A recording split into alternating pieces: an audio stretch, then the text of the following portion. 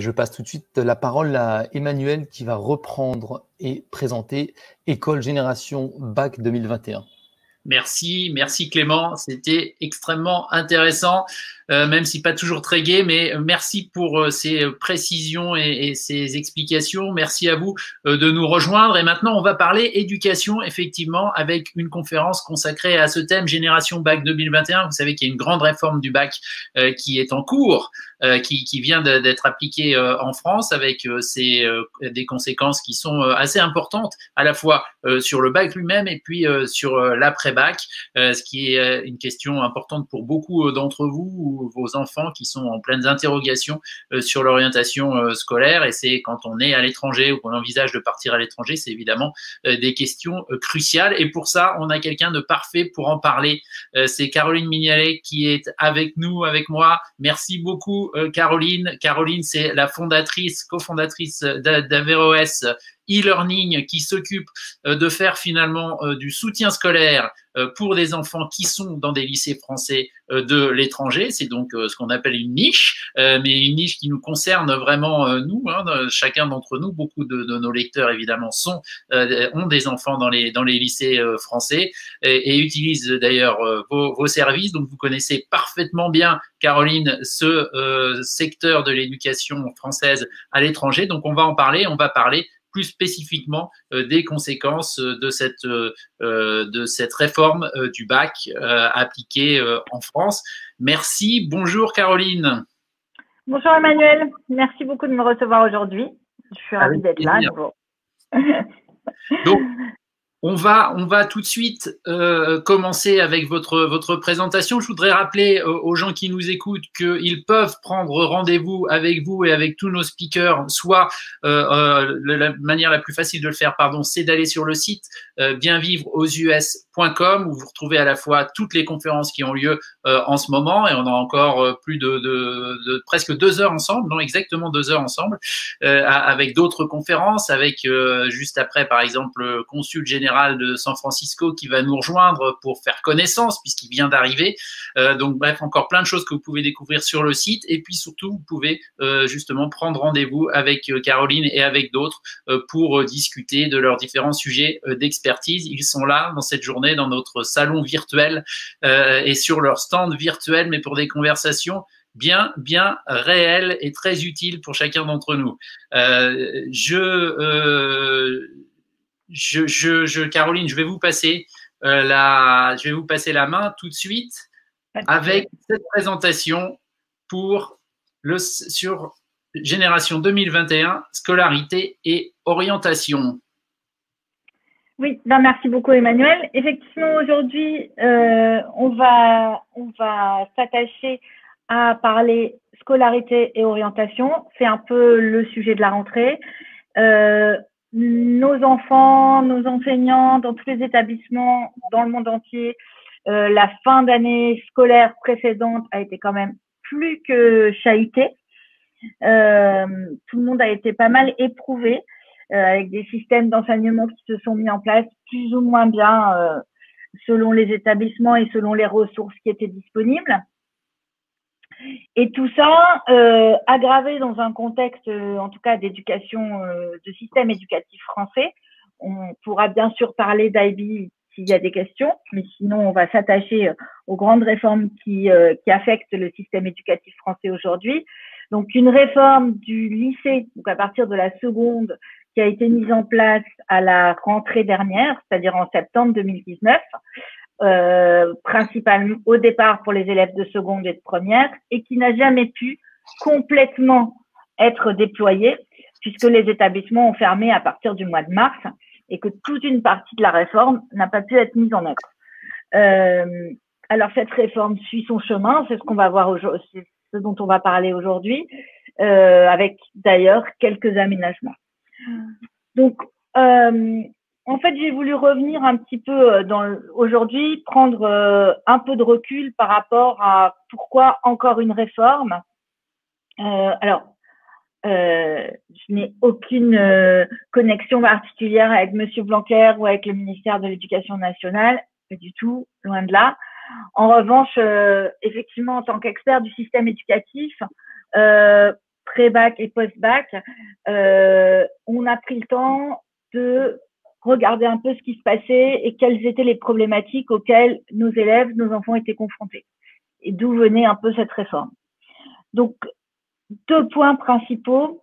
On a dans le système éducatif français aujourd'hui un collège donc de la 6e à la classe de 3e, un collège qui se termine par l'épreuve du brevet des collèges en fin de 3e, qui est le maillon faible en fait de l'ensemble du système éducatif. Et là, en fait, je vais citer simplement 2 chiffres principaux qui sont des chiffres issus du ministère de l'Éducation nationale, qui sont que 45% des élèves à la fin du collège ont des difficultés de lecture et 20% ont des difficultés en mathématiques. Donc, sur les acquis qui devraient être ceux d'un élève en fin de 3e. Donc, on voit bien qu'on a en moyenne, on considère 2 élèves sur 5 qui terminent leur collège en étant en difficulté. Donc, ça, c'est le premier point, parce que ça fait quand même beaucoup d'enfants. Donc, ça nécessite une réflexion. Ensuite, au niveau du lycée, la réforme du lycée a été pensée et réfléchie parce que le système éducatif actuel préparait mal aux études supérieures. Alors, pourquoi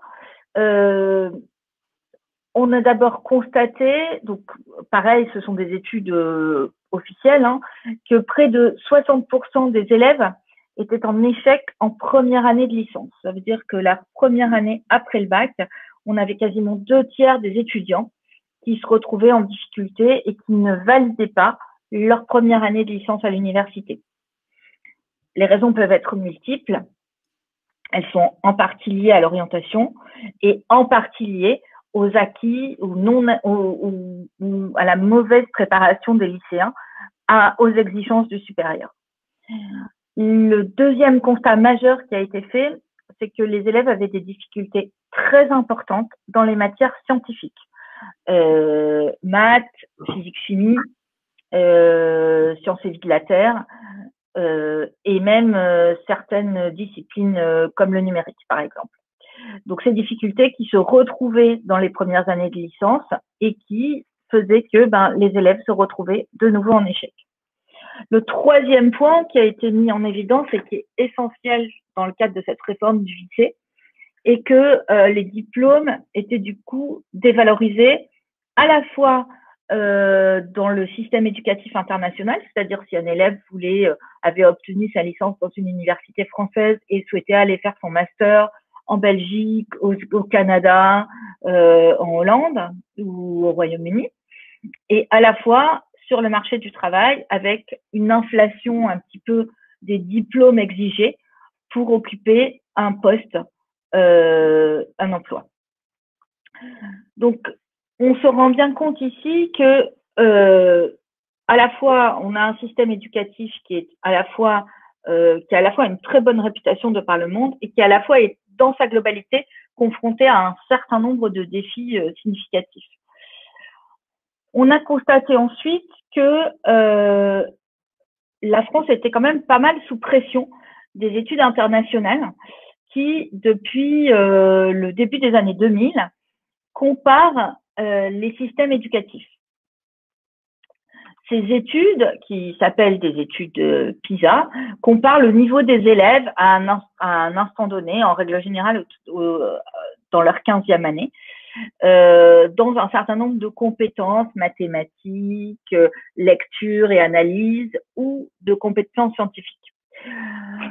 D'une manière générale, dans les dernières études, la France se classe pas terriblement entre la 20e et la 26e place selon la dominante qui est étudiée, que ce soit une dominante scientifique ou plutôt une dominante littéraire. Donc finalement, un classement assez moyen de la France en comparaison avec des grands systèmes éducatifs autres, et en particulier les systèmes asiatiques, mais aussi d'autres systèmes européens. D'autre part, les apprentissages. Emmanuel, je pense qu'on peut passer, excusez-moi, à la slide suivante, s'il vous plaît. Des apprentissages qui étaient aussi trop fragmentés, c'est-à-dire que on a dans notre système éducatif des experts dans chacune des disciplines qui sont enseignées et souvent il y a peu de croisements entre les disciplines. Donc on fait des mathématiques en mathématiques, mais on oublie que en physique-chimie ou en sciences économiques, on peut aussi être amené à faire des mathématiques. L'ensemble de ces éléments, l'ensemble de ces constats ont finalement conduit le ministère de l'Éducation nationale et à mettre en œuvre, à penser et mettre en œuvre une réforme qui est à la fois qui est ambitieuse, d'une part, en termes de niveau, en termes d'exigence, mais qui est aussi très exigeante. Et donc, on assiste à une montée des contenus, une élévation du niveau, avec des contenus comment dire, des contenus plus précis, plus difficiles, et puis des exigences en termes de travail, de continuité plus importantes vis-à-vis des élèves. Donc, c'est que l'on va s'attacher à essayer de comprendre un petit peu ici, à décrypter un petit peu quels sont finalement les grands principes de cette réforme du lycée qui a donc démarré en septembre 2019 et qui a affecté donc sur l'année scolaire dernière, je le rappelle, les classes de seconde et de première et qui touche cette année pour la première fois les classes de terminale. Donc les grands principes, alors je sais que les slides sont pas très, les infographies sont pas très lisibles, donc il y aura un moyen d'accéder aux infographies ultérieurement, et puis je peux détailler certains points si besoin.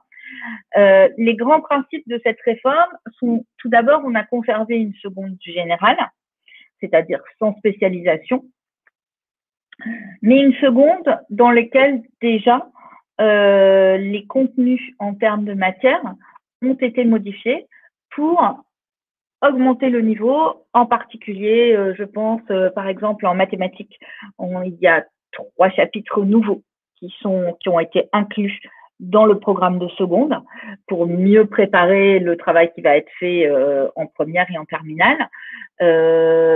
Pareil en physique-chimie, pareil en lettres ou en français en fait, où le niveau a lui aussi été augmenté avec un enrichissement des programmes et des contenus et de nouvelles exigences. On a par exemple réintroduit en seconde et puis ensuite au bac français les questions grammaticales.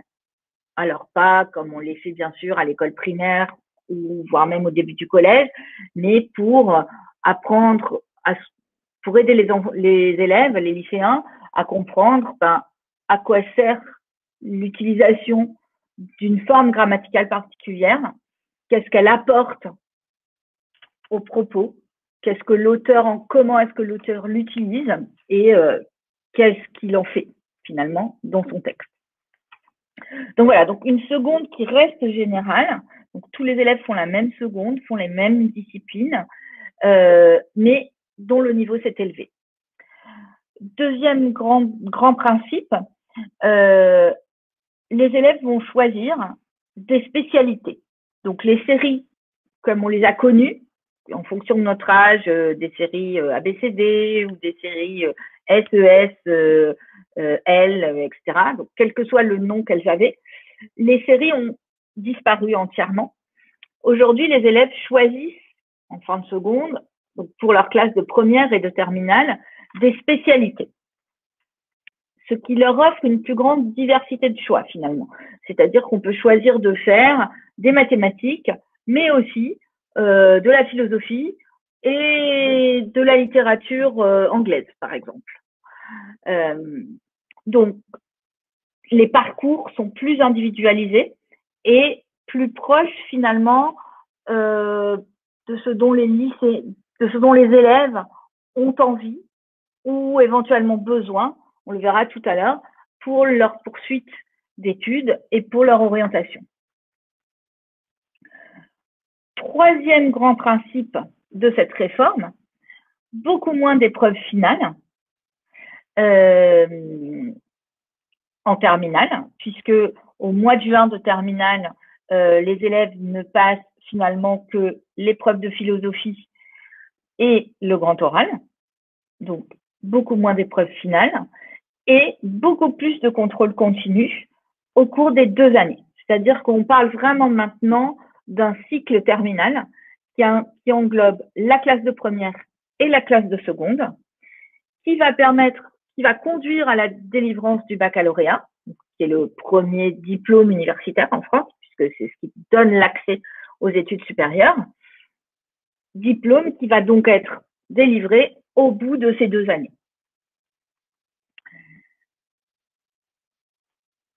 Du coup, pour les élèves, comment est-ce que ces grands principes se traduisent pour les élèves? Le premier grand changement, c'est que c'est véritablement pour les élèves un calendrier sur 2 années. Ils ont des disciplines. Alors, si j'ai dit qu'il y avait effectivement moins d'épreuves finales, c'est vrai, mais il y a du coup beaucoup plus d'évaluations communes qui vont constituer le contrôle continu et qui vont s'échelonner sur les 2 années. Donc, premières évaluations communes, par exemple, sur les matières du tronc commun, qui vont être histoire-géographie, par exemple, les langues vivantes. Les premières évaluations communes vont se dérouler en février de l'année de première. Janvier-février de l'année de première, selon les établissements. Les deuxièmes évaluations communes se dérouleront au mois de mai de l'année de première. Et la troisième série se déroulera au mois de mai de l'année de terminale. Donc, on voit bien que pour les élèves, c'est un vrai changement. Auparavant, ils avaient en classe de première principalement leur bac français et leurs travaux personnels encadrés. Et pour certains élèves, l'enseignement scientifique. Tout ça au mois de juin. Tout ça, c'est complètement terminé. Déjà en première, ils vont passer leurs premiers examens, j'ai envie de dire, qui comptent pour le bac, en janvier-février de la classe de première.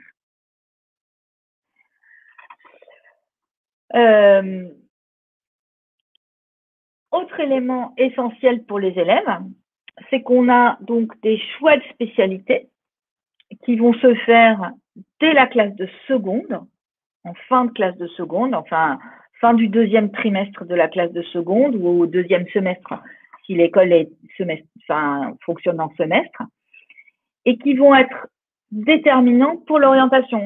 On en reparlera un petit peu tout à l'heure lors de l'orientation. Alors, à savoir que nos élèves choisissent en fait 3 spécialités en fin de seconde. Donc, en classe de première, ils ont leur tronc commun, histoire, géographie, français, langue vivante, sport et enseignement scientifique. Et puis, 3 spécialités. Une spécialité sera abandonnée en fin de classe de première et l'examen, donc le baccalauréat, sera passé de manière anticipée en fin de première. Le choix de la spécialité qui est abandonnée est le choix des élèves. Bien sûr, il doit être validé par leur conseil de classe dans leur établissement, mais globalement, c'est un choix qui est fait par les élèves.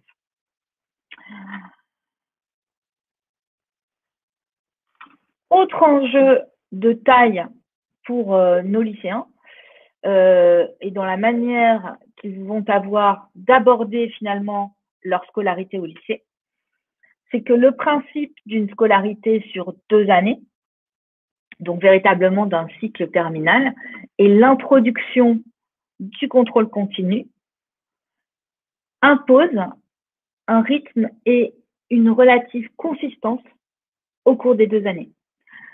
Les bulletins scolaires, donc finalement toutes les notes, comptent dans la note de bac à hauteur de 10%. Ça, c'est une des grandes nouveautés de cette réforme. C'est-à-dire que auparavant, les bulletins scolaires des élèves n'étaient utilisés que pour l'avis du conseil de classe. Est-ce qu'il a un avis favorable à l'obtention de son bac ou pas? aujourd'hui, et puis était utilisé dans le cadre de l'orientation, aujourd'hui, c'est plus le cas. Les bulletins sont pris en l'état et intégrés. Ils constituent une note qui compte pour 10% de la note de bac finale de chacun des élèves. Autre élément, les matières qui sont en contrôle continu, c'est-à-dire de nouveau l'histoire géo, les langues vivantes, l'enseignement scientifique et le sport et la spécialité qui est abandonnée en fin de première. Les épreuves sont passées en classe de première et les notes sont reportées dans le calcul des résultats au baccalauréat. Les épreuves de spécialité, qui elles sont conservées en terminale, ont un poids très significatif dans les résultats finaux du bac, puisqu'elles comptent chacune pour 16% de la note finale de baccalauréat.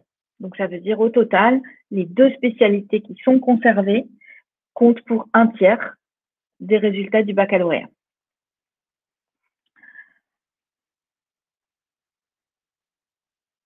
Qu'est-ce qui se passe du coup avec ces choix de spécialités? Alors, c'est vrai, je ne l'ai pas dit, je ne l'ai pas précisé, je vais peut-être aller un petit peu vite. Ces spécialités, elles sont au nombre de 11. Bien évidemment, elles ne sont pas toutes ouvertes dans tous les lycées, en particulier dans les lycées français de l'étranger. Mais c'est pareil en France, à vrai dire, mais c'est vrai que dès lors que on a affaire à une communauté d'élèves mobiles qui se déplacent relativement fréquemment et qui est donc amenée à changer d'établissement plusieurs fois dans sa scolarité, la question se pose véritablement. C'est-à-dire que si les spécialités principales, j'ai envie de dire, mathématiques, physique, chimie, histoire, géographie, sciences politiques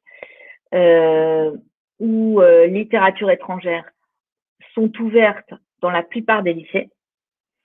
Des spécialités plus rares, elles, comme par exemple nouvelles technologies, sciences de l'ingénieur, technologie de l'information, sciences du numérique, art, sont des spécialités qui ne vont pas être ouvertes systématiquement dans tous les lycées. Donc, la question de la mobilité des élèves va se poser. Elle se pose déjà au niveau du territoire français quand des élèves sont amenés à changer d'établissement, mais elle se pose de manière encore plus importante à l'international pour les enfants expatriés ou plus mobiles, puisque en fait, on peut être amené à choisir des spécialités en seconde qui finalement n'existeront pas toutes dans le lycée dans lequel on va être scolarisé, ou alors se retrouver dans des situations où on est obligé de déménager au cours du cycle terminal et où là, il faut trouver des solutions si les spécialités n'existent pas dans les 2 établissements. Je pense par exemple à un élève, à une situation à laquelle on a été confronté cette semaine, d'une élève de première qui a quitté Singapour, qui avait comme spécialité sciences du numérique, sciences économiques pour sa classe de terminale et littérature anglaise. Et en fait, qui est arrivée à Berlin, et à Berlin, pas de sciences du numérique. Donc, comment faire? Alors, bien évidemment, il y a toujours la solution du CNED. Et dans la mesure du possible, il faut effectivement essayer d'anticiper. C'est-à-dire que cet élève-là, en l'occurrence, se pose la question de se dire « j'avais abandonné sciences économiques en fin de première, est-ce que finalement, je ne devrais pas abandonner sciences du numérique et continuer sciences économiques qui, elle, est une spécialité poursuivie dans mon niveau lycée ?» Donc, si j'insiste un petit peu là-dessus, c'est parce que en fait, les élèves avec lesquels nous, on travaille tant en soutien qu'en préparation de concours post-bac ou en préparation du supérieur, sont régulièrement confrontés à ce genre de problématiques et que si auparavant, ce n'était pas tellement une question, ou si c'était une question qui ne concernait que les options, et donc qui était finalement une question, on va dire, de moindre importance, aujourd'hui, c'est une vraie problématique qu'il faut simplement anticiper. Voilà. Il y a, j'ai envie de dire, un peu toujours des solutions. En revanche, c'est quelque chose auquel il faut penser en amont parce que c'est plus facile si on y a réfléchi en amont. Voilà. Je propose de m'arrêter là sur cette partie scolarité. Enfin, et puis, je vais passer à la partie orientation. Je ne sais pas si Emmanuel, vous voulez passer à des questions ou au milieu, ou si vous voulez que je continue. Et pour encourager tout le monde à nous poser des questions en commentaire, surtout sur Facebook et sur YouTube. Vous allez là et vous nous posez des questions. Vous n'hésitez pas. Pour l'instant, on n'a pas encore beaucoup de questions, donc on va continuer sur cette partie-là. Je vous propose, et puis dès qu'on a des questions d'auditeurs, eh bien, je vous le fais savoir, mais on peut continuer pour l'instant. D'accord, très bien. Ok, parfait. Donc, le deuxième volet de la présentation d'aujourd'hui, en fait, on va s'intéresser à l'orientation et à comment est-ce que finalement cette réforme, enfin ces grands changements, impactent les choix d'orientation des lycéens, puis des futurs étudiants. Donc là, on va élargir un petit peu le cadre d'analyse. Quand j'ai dit tout à l'heure que les élèves devaient choisir en fin de seconde leur spécialité, alors c'est vrai. Et ce choix va devoir tenir compte à la fois des projets d'orientation et du goût des élèves. Alors, c'est un peu toute la difficulté en fait de ce cheminement, c'est que en fin de seconde, on a encore certains ont des idées très précises de ce qu'ils veulent faire. Pour d'autres, c'est encore très flou et donc on a quand même un peu envie de se garder des portes ouvertes. Donc en fait, il faut. Alors on peut raisonner. Il y a différentes manières. Les personnes qui font des bilans d'orientation vont travailler ça de manière différente. Mais en gros, il faut se dire, on peut se poser la question de savoir qu'est-ce que je n'ai pas envie de faire. Par exemple, moi je n'ai pas envie de faire médecine. Bon, je sais que si je n'ai pas envie de faire médecine, voilà, j'ai pas besoin de forcément mathématiques, physique, chimie, sciences et vie de la terre, c'est pas indispensable. Voilà. Mais clairement, même si les premiers bacheliers de cette réforme ne sont pas encore sortis, ne sont pas encore diplômés, puisque ce sera que au mois de juin 2021, les établissements d'enseignement supérieur ont fait le travail de poser et de clarifier quelles étaient leurs exigences en termes de spécialité pour les élèves qui candidateraient à ces formations. Donc, par exemple, pour les études de médecine, pour la PACES, la préparation aux études de médecine, mathématiques et physique-chimie sont excessivement recommandées. Voilà, voire indispensables. De la même manière, et ça paraît assez intuitif, pour rentrer en école d'ingénieur, que ce soit à l'issue d'une classe préparatoire ou que ce soit dans une école d'ingénieur avec classe préparatoire intégrée, les spécialités scientifiques, mathématiques et physique-chimie, ou mathématiques et sciences et vie de la Terre, sont exigées à la fois en première et en terminale. En ce qui concerne, par exemple, les classes préparatoires aux écoles de commerce, là, il y a un peu plus de diversité dans les parcours. Et si la spécialité mathématique est exigée en première et souvent en terminale, en revanche, une deuxième spécialité de type sciences économiques ou de type géopolitique ou littérature étrangère convient aussi pour pouvoir poursuivre ce type d'études. Il faut aussi essayer de tenir compte des goûts des élèves.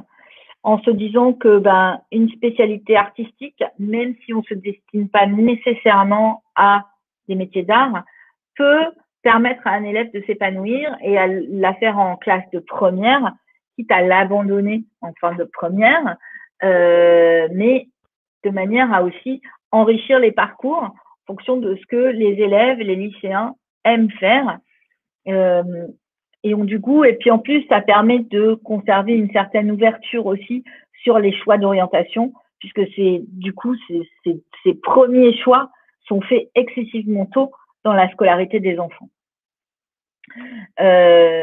Alors, si je dirais qu'à titre de conseils ou de suggestions, on sait que tous les établissements, toutes les formations du supérieur ont publié sur leur site des informations précises relatives aux spécialités qui étaient attendues de la part de leurs futurs élèves.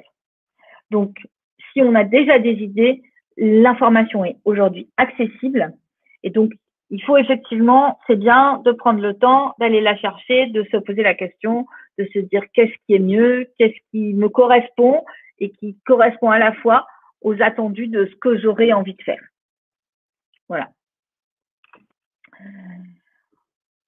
Alors, ce process étant fait, ensuite, quand on parle d'orientation, là, on est confronté à une myriade de systèmes.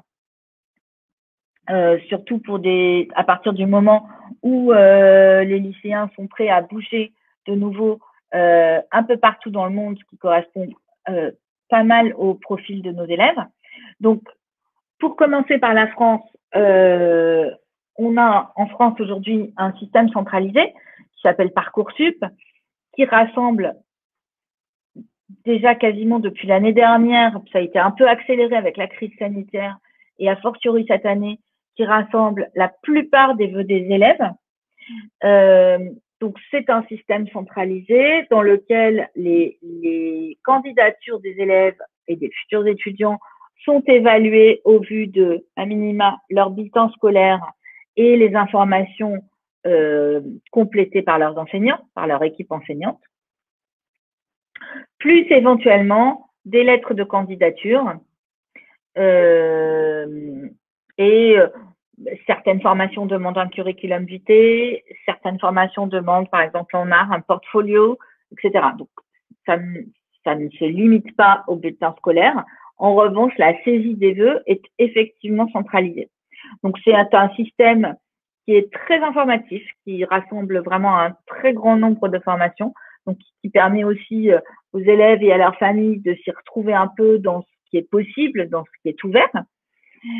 Donc, c'est un système qui ouvre en janvier avec, en gros, comme rythme et calendrier, des candidatures qui doivent être finalisées pour fin mars, début avril 2021 et des premiers résultats qui sont communiqués au mois de juin.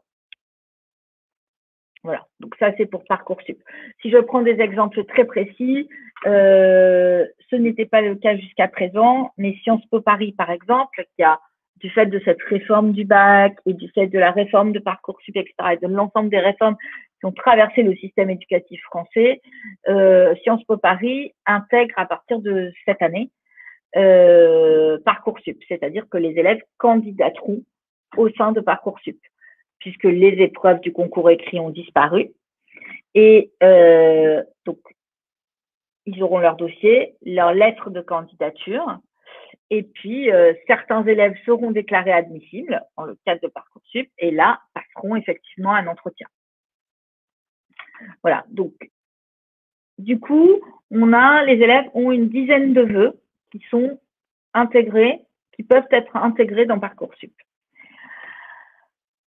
Au Royaume-Uni, pour les élèves qui souhaiteraient aller au Royaume-Uni, alors avec les interrogations qui subsistent cette année dans le cadre du Brexit sur le montant des frais de scolarité qui seront applicables à partir de la rentrée prochaine au Royaume-Uni, puisque en fait les étudiants, en tout cas français et européens, n'auront plus droit au tarif, le tarif britannique ne s'appliquera plus aux étudiants européens. Donc, ils seront soumis à un tarif étranger. Certaines universités ont commencé à publier leurs tarifs étrangers, mais c'est loin d'être terminé. Donc, ce petit aparté sur les tarifs étant posé, au Royaume-Uni, en fait, il existe aussi un système centralisé qui, lui, centralise 5 candidatures d'étudiants et une seule lettre de candidature. Donc, la spécificité du système UCAS, c'est qu'en fait, la lettre qui est faite par les élèves s'adresse à 5 formations qui, donc, en toute logique, doivent être plus ou moins les mêmes ou sensiblement les mêmes. Là, pour le coup, le deadline est beaucoup plus tôt puisque on est sur un deadline des candidatures qui doivent être terminées mi-janvier et des réponses qui vont arriver au fil de l'eau, en fait, en fonction des universités, etc. Réponses qui sont toujours soumises à l'obtention finale du baccalauréat et aux résultats obtenus lors du baccalauréat. C'est-à-dire, c'est ce qu'on appelle des conditional offers. Ces offres conditionnelles sont faites sur la base des dossiers des élèves. Et donc, par exemple, on va vous dire, vous êtes admis à l'université de Warwick en relations internationales et business, à condition que vous obteniez 15 sur 20 à votre épreuve de spécialité maths lors du baccalauréat. Voilà. Troisième pays que j'ai fait zone que j'ai fait ressortir aujourd'hui, que j'avais envie de faire ressortir, c'était les Pays-Bas, puisqu'on a en fait de plus en plus de nos élèves qui vont étudier aux Pays-Bas. Donc, les Pays-Bas, c'est aussi un système centralisé qui s'appelle StudyLink et qui centralise en fait 4 candidatures des étudiants. Et avec la petite différence avec UCAS, une lettre de candidature par université présentée ou par programme présenté. Ce qui laisse aux étudiants un petit peu plus de liberté quant à, on peut se dire, je vais présenter sciences politiques à Maastricht et droit et sciences politiques à Amsterdam. Ce sont 2 programmes différents pour lesquels je vais pouvoir, les étudiants, les futurs étudiants vont pouvoir faire 2 lettres de candidature différentes. Donc, ça offre un tout petit peu plus de flexibilité en termes de candidature que le Royaume-Uni. La plupart des universités au Canada, aux Pays-Bas sont anglophones et donc l'enseignement se fait en totalité en anglais. Là aussi, on est sur un calendrier qui impose aux élèves d'avoir terminé leur dossier et leur candidature pour la mi-janvier, entre la mi et la fin janvier de chaque année. Dernière région qui est aussi pas mal visée par nos élèves, le Canada et les États-Unis. Alors là, on est sur des candidatures qui se font, pas de système centralisé, sur des candidatures qui se font directement auprès des universités et les élèves vont faire une candidature par programme présenté. Je prends un exemple, quelqu'un qui candidaterait à l'université de McGill à Montréal, candidaterait à la fois à un Bachelor of Arts pour faire par exemple de l'économie ou de la science politique, et qui candidaterait aussi à la Business School, va finalement faire 2 dossiers, un pour la Faculty of Arts et un pour la Business School. Les universités, alors en tout cas au Canada et aux États-Unis de la même manière, ont précisé en fait leurs attendus en ce qui concerne les étudiants qui ont obtenu un baccalauréat français. Alors, pour la plupart, parce que en réalité, par exemple, si au Canada, Concordia et l'Université de Toronto et l'Université de British Columbia l'ont fait, en revanche, McGill n'a toujours pas publié ses attendus au vu en particulier des exigences en termes de mathématiques pour la Business School. Voilà. Mais en règle générale, ce sont des informations qui sont assez facilement disponibles. Donc, ça peut obliger. Et là, on est sur des calendriers, pareil, qui peuvent être assez tôt dans l'année, qui peuvent se terminer en janvier-février. Donc, ça veut dire que pour les élèves qui sont aujourd'hui en terminale et qui donc abordent cette première année de réforme, en plus de cette première année de réforme, de la situation sanitaire qui est encore dans beaucoup d'endroits du monde assez compliquée, ils vont devoir aussi, somme toute, se soumettre à ces calendriers qui vont leur imposer en gros d'avoir fin décembre, début janvier, quasiment finalisé leur choix d'orientation pour leur poursuite d'études. Voilà ce sur quoi j'avais aujourd'hui un petit peu envie de faire le point. Alors, c'est bien sûr pas exhaustif, mais ça permet, j'espère, d'avoir une meilleure vision de ce que va être finalement la vie au lycée de nos enfants et de vos enfants, en tout cas dans un système francophone. Merci, merci beaucoup. On commence à avoir quelques questions. Je vous encourage donc à les poser en commentaire, soit sur Facebook, soit sur YouTube. N'hésitez pas. C'est le moment. Caroline va y répondre. On a Cécile qui demande, elle dit, si j'ai bien compris, ces réformes pour le bac prennent un peu la route du système américain avec major et electives. C'est ça, c'est un modèle américain d'une certaine manière, ou en tout cas partiellement américain, mix, qui est en train d'être appliqué dans les lycées français. Alors, c'est un modèle hybride, mais effectivement qui s'inspire à la fois de ce que fait. Alors, je ne sais pas si au ministère on serait tout à fait satisfait de ce que je vais dire, mais enfin, c'est ce qui me semble quand même être le plus pertinent. C'est un modèle hybride qui s'inspire à la fois du système américain et du système IB.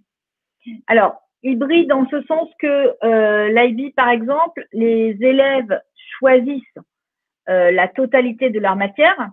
Il n'y a aucun tronc commun. En revanche, ils sont obligés de choisir une matière de mathématiques, une matière de sciences humaines, une matière de sciences, etc. Donc, ils ont des groupes de matières dans lesquels ils sont obligés de choisir. Personne ne peut avoir son IB sans avoir au moins un sujet de maths.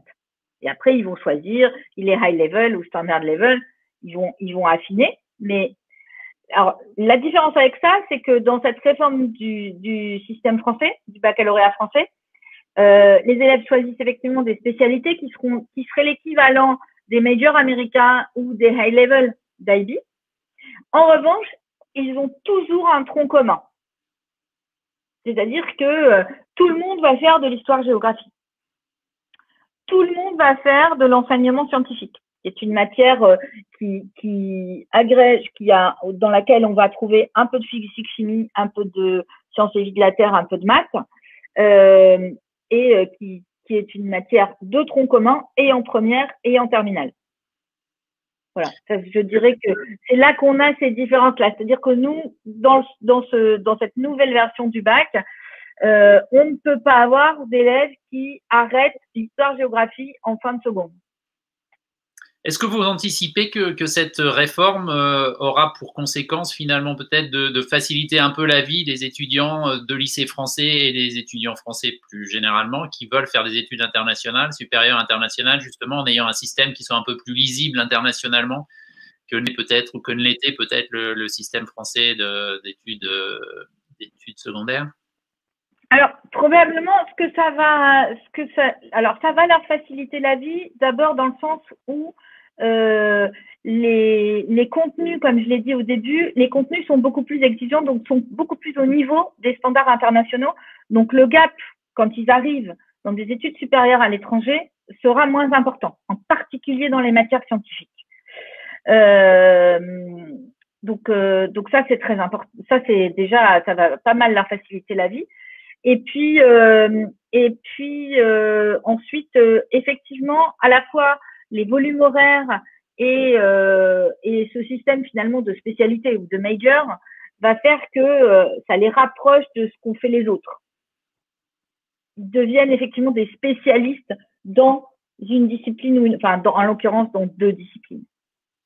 Et ce qui va aussi leur faciliter la vie, pardon, c'est que, en fait, on n'en a pas parlé, mais il y a une nouvelle épreuve de baccalauréat qui a été créée qui s'appelle le grand oral. Ce grand oral se passe donc en fin de terminale, au mois de juin, en même temps que la philosophie. Et ce grand oral, en fait, dans l'esprit du texte en tout cas, puisque là, de nouveau, ce seront les premiers grands oraux cette année au mois de juin, si tout va bien.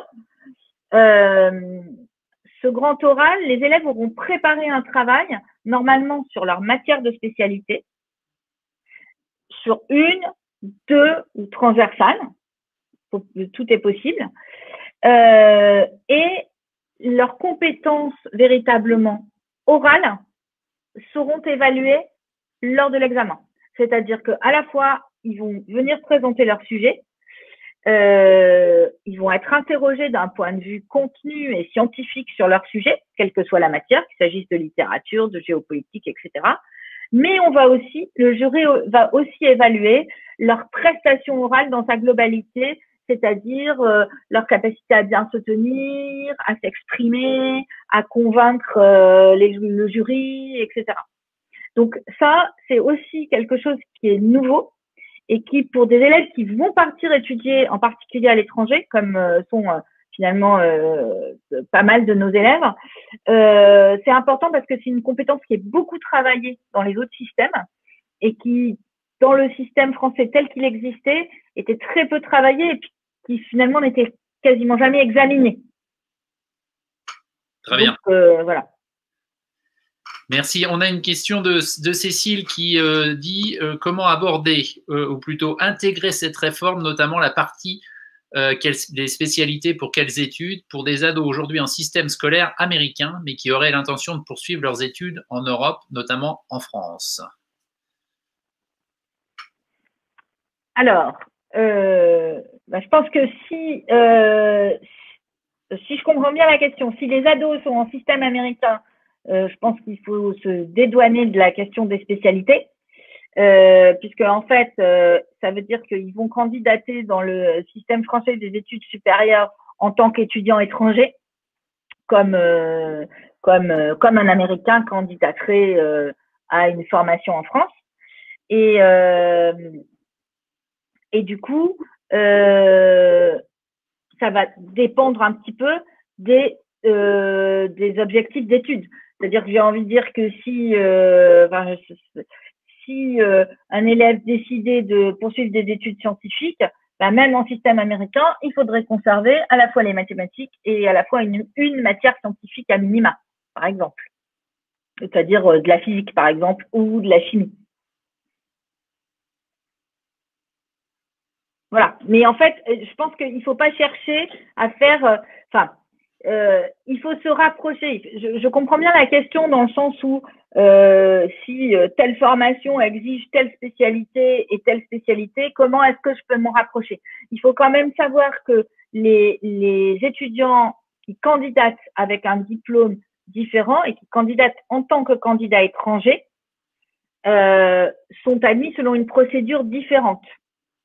Maintenant, il faut rester cohérent dans le parcours, c'est-à-dire que si dans ce qu'on vise en France, on exige des maths, une spécialité maths jusqu'en fin de terminale, je pense qu'en high school, il ne faut pas lâcher les maths avant la fin du diplôme, avant l'obtention du diplôme.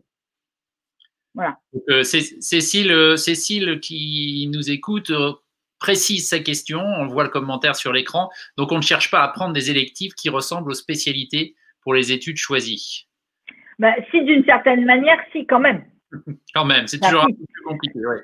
Si, bien sûr. C'est-à-dire que, en fait, dans le champ, alors, je ne sais pas dans quelle mesure ça peut ressembler, mais voilà, je resterai sur l'idée, Cécile, et puis après, on peut développer, mais je resterai sur l'idée qu'à partir du moment où une formation exige, je sais pas moi, une formation qui exigerait la spécialité sciences économiques et sociales, j'en ai pas en tête là tout de suite, mais j'imagine que je chercherai à apprendre en high school soit de l'économie, soit social studies, par exemple. Voilà, selon ce qui est disponible dans le lycée. Très bien. Une autre question qui est revenue, c'est sur la réforme du lycée, justement, en cours. Est-ce que les élèves qui sont là cette année en terminale, comment vont se passer les choses? Vous l'avez dit un peu, hein, mais vous l'avez exposé tout à l'heure. Est-ce que c'est une année de transition qui donc va être un peu compliquée à gérer en termes alors avec en plus la question de la Covid qui fait que beaucoup de choses ont été interrompues, que les processus normaux de recrutement et des universités sont quand même plus compliqués qu'à l'ordinaire. Est-ce que les deux cumulés, vous voyez, vous avez peur pour les élèves que vous suivez là, en ce moment? Comment ça se passe? Alors, moi, j'ai pas tellement peur pour l'instant. En revanche, ce que je constate dès le début d'année, cette année, c'est qu'en fait, il y a quand même pas mal d'inquiétudes qui est liée à l'ensemble des incertitudes qui finalement pèsent sur ces élèves. C'est-à-dire que les élèves qui arrivent en terminale cette année, malheureusement, ils ont eu une année de première, qui était la première année de réforme, avec dans un certain nombre d'établissements quand même pas mal de résistances diverses, et qui leur ont pas nécessairement facilité la vie, sur laquelle s'est ajoutée la crise sanitaire et les fermetures d'établissements. Donc, ce sont des élèves qui, pour beaucoup, n'ont pas eu du tout d'examen en classe de première. Donc, pour une réforme qui se met en place avec beaucoup plus de contrôle continu, finalement, cette première année de réforme, ils ont été quasiment complètement privés de contrôle continu. Au mieux, dans certains établissements, ils ont eu les premières évaluations communes qui ont eu lieu en janvier-février, au mieux, mais dans la majorité des cas, il n'y a pas eu d'épreuve du tout. Donc, du coup, ce sont des élèves qui arrivent en terminale un peu inquiets de comment ça va se passer, avec des protocoles sanitaires dans leurs établissements qui sont quand même assez lourds, assez complexes, qui font que fort probablement à un moment ou à un autre, ils se doutent bien que leur école va fermer ou leur classe va fermer. Et donc, et puis quand même beaucoup d'incertitudes par rapport aux examens, c'est-à-dire qu'ils vont arriver à leurs examens terminaux, finalement en n'ayant jamais quasiment passé d'examen. Donc ça crée pas mal d'incertitudes. Je suis sûre qu'ils vont s'en sortir, mais ça crée quand même pas mal d'incertitudes. Est-ce que vous anticipez que les établissements d'enseignement supérieur, notamment dans les systèmes qui sont décentralisés à l'américaine, où c'est chaque université qui prend sa décision, est-ce que vous anticipez que ça va être pris en compte, tout ça? Et est-ce que si c'est le cas, ça va plutôt favoriser, défavoriser les gens qui sont dans des systèmes atypiques du type lycée français? Alors, pris en compte, c'est sûr que ça va être pris en compte. D'abord parce que les établissements, et là, pour le coup, partout dans le monde, sont confrontés à des problèmes dans le supérieur, à des problématiques qui, outre les problématiques sanitaires, font que des candidats ne peuvent pas venir parce qu'ils n'ont pas les visas, ont différé leur entrée à l'université, etc. Donc, il y a des espèces, en termes de cohorte d'étudiants, on est là en septembre 2020 sur des cohortes qui vont être moins importantes que d'habitude, probablement, avec pas mal de gens qui ont, s'ils ont pu, décaler leur rentrée au mois de janvier ou voire plus tard, selon les cas. Donc forcément, ça va être pris en compte au niveau universitaire. Comment? C'est difficile à dire, c'est-à-dire que est-ce que j'ai envie de dire que ce qui est bien pour les étudiants en système français, c'est que il y a quasiment pas eu d'examen nulle part dans le monde. Alors, si, à quelques exceptions près, par exemple, mais ça, je suis pas sûre que ça concerne beaucoup de gens chez vous, mais en Allemagne, par exemple, l'Abitur a eu lieu, donc l'année dernière, donc l'équivalent du baccalauréat. L'examen a eu lieu en présentiel l'année dernière, et donc ne sont admis à l'université que des élèves qui ont effectivement passé leurs examens. Donc, certaines universités allemandes ont fait le choix de ne pas accepter des élèves qui ont passé le bac français sans le passer, qui ont obtenu le bac français sans le passer. Voilà, ça c'est un cas réel, concret. Maintenant, comment ça se passera l'année prochaine? De toute façon, les universités vont être obligées de tenir compte de la situation. C'est-à-dire que si je prends par exemple, si on prend par exemple McGill cette année, pour qui les cours du premier semestre sont en ligne, mais finalement les élèves de première année, tous les gens qui avaient un visa et qui étaient donc déjà étudiants ont pu revenir sur Montréal. Ceux qui rentrent en première année cette année n'ont pas encore eu le droit de venir. Donc, on peut très bien imaginer que toutes ces problématiques de flux d'étudiants, ça va générer des problèmes de fluidité au sein même des universités qui vont impacter la génération d'en dessous, enfin, ceux qui vont arriver. Bien sûr, oui. Voilà. Mais après, j'avoue que je ne suis pas devin et que c'est un tel… je pense que chez l'ensemble des établissements, toute la chaîne, et comme dans beaucoup de métiers, est confrontée à de telles difficultés imprévisibles et que, bon, voilà. La seule chose que j'ai envie de dire, c'est que ça s'est quand même beaucoup amélioré par rapport au mois de mars dans les établissements français de l'étranger quant à la capacité de continuer les cours en ligne, d'assurer un réel suivi vis-à-vis des enfants, etc. Donc là, il y a une vraie montée en puissance, en fait. Ce qui fait qu'ils sont ils sont de moins en moins pénalisés, surtout dans les grandes classes. Très bien, merci beaucoup Caroline. Est-ce que vous pouvez nous en dire juste un peu plus sur finalement le type de service que vous offrez aux élèves que vous accompagnez? Donc vous êtes une équipe de professeurs et qui font et vous faites du soutien scolaire, je l'ai dit tout à l'heure, à destination avant tout des enfants, des élèves qui sont dans les lycées français. Oui, alors effectivement, on fait du soutien scolaire à partir de la classe de 4e, et en vidéo uniquement depuis le départ, même si on existe en présentiel depuis un peu plus de 20 ans. Et on fait aussi pour certains élèves du perfectionnement et de la préparation au concours du supérieur. Et puis on accompagne nos élèves jusque en règle générale, dans les 2 premières années de post-bac, que ce soit en classe prépa, en première année d'école de commerce intégrée, première année d'école d'ingénieur, etc. Donc, la manière dont on travaille, on est effectivement sur un construit pédagogique et où notre objectif est de rendre nos élèves autonomes le plus rapidement possible et de les préparer, les lycéens par exemple, de les préparer au mieux au supérieur.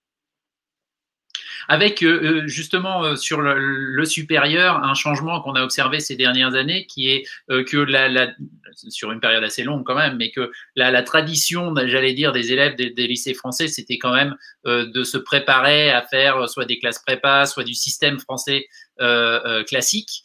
Et que maintenant on voit de plus en plus de profils beaucoup plus diversifiés en termes de débouchés d'études internationales pour des gens qui sont dans des lycées internationaux, dans des lycées français à l'étranger et qui malgré tout choisissent soit de continuer leurs études dans le pays où ils sont, aux États-Unis ici en l'occurrence, soit de continuer leurs études à l'international mais pas en France. Oui, c'est vrai, c'est quelque chose que effectivement sur le long terme on voit énormément. Alors nous dans nos élèves, les classes préparatoires, c'est vrai, alors de moins en moins, ça c'est sûr. Pour les élèves qui continuent en France, j'ai envie de dire que on voit pas mal, alors bien médecine quand même, des écoles autour du droit, avec en particulier une super formation à Assas, le collège de droit d'Assas, qui est une double formation en licence de droit et un collège supplémentaire de droit. Donc, pas mal d'étudiants en archi. Donc là, tout ça, ça va en France. Et puis, Sciences Po, bien sûr, et puis des écoles de commerce et des écoles d'ingénieurs post-bac, c'est-à-dire avec des classes prépa intégrées. Ensuite, le gros des élèves, c'est effectivement les États-Unis, le Canada, beaucoup le Québec pour des questions de coûts et d'accord entre la France et le gouvernement du Québec. L'Angleterre, alors jusqu'à présent, il y avait beaucoup d'élèves. Qu'est-ce que ça va donner à partir de l'année prochaine avec la révision des tarifs? C'est difficile à dire. Et les Pays-Bas, de plus en plus, probablement parce que d'abord c'est un système éducatif de qualité, assez bon marché, faut le dire.